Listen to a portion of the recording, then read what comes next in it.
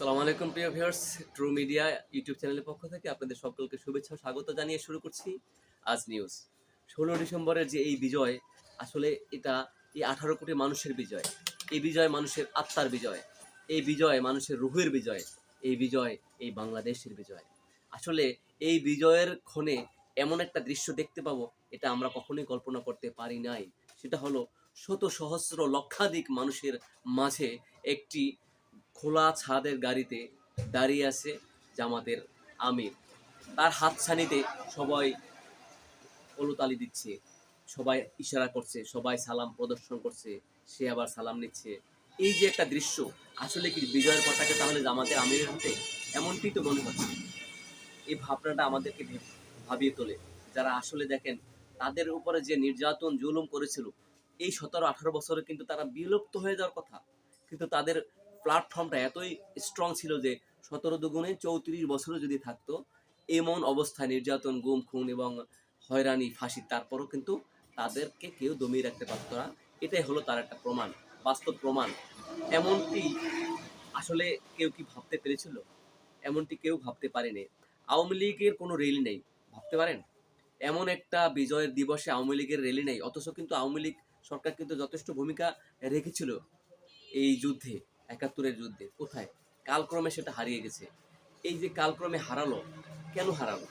তারা যদি জনগণের মন সন্তুষ্ট করতে পারত, জনগণকে সন্তুষ্ট করে রাজনীতি করতে পারত, তাহলে কখনোই এমন হতো না।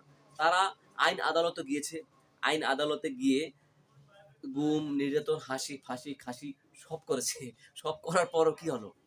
কিছুই হলো না। জনগণের জনপ্রিয়তা হারালো। এটাই হলো।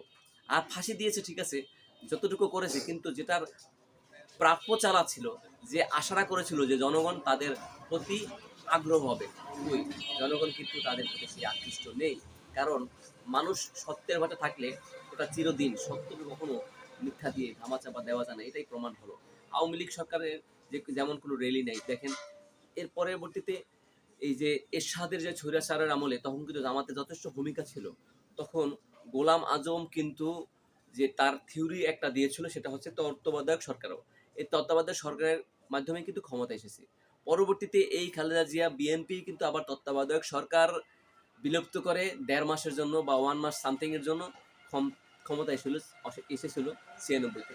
ওই এই যে ক্ষমতায় আসলো, এসে কিন্তু তারা রাখতে পারে নাই। অর্থাৎ তখন কিন্তু এটা আবার ডিস্ট্রয় হয়ে গেল। অর্থাৎ এই তত্ত্বাবধায়ক সরকারটা পুনরায় আবার দিল, ক্ষমতা সে হস্তান্তর করলো।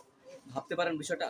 হ্যাঁ, জনগণের আসলে মন জয় করতে হবে। জনগণের মন জয় করা ছাড়া যদি কোনো কিছু করতে চায় তাহলে কিন্তু সম্ভব নয়।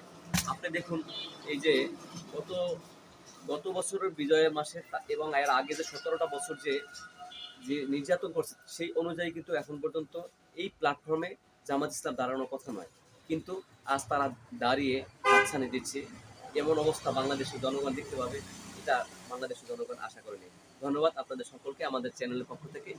ধন্যবাদ। লাল কালারের শুভেচ্ছা দিয়ে শেষ করছি। আসসালামু আলাইকুম।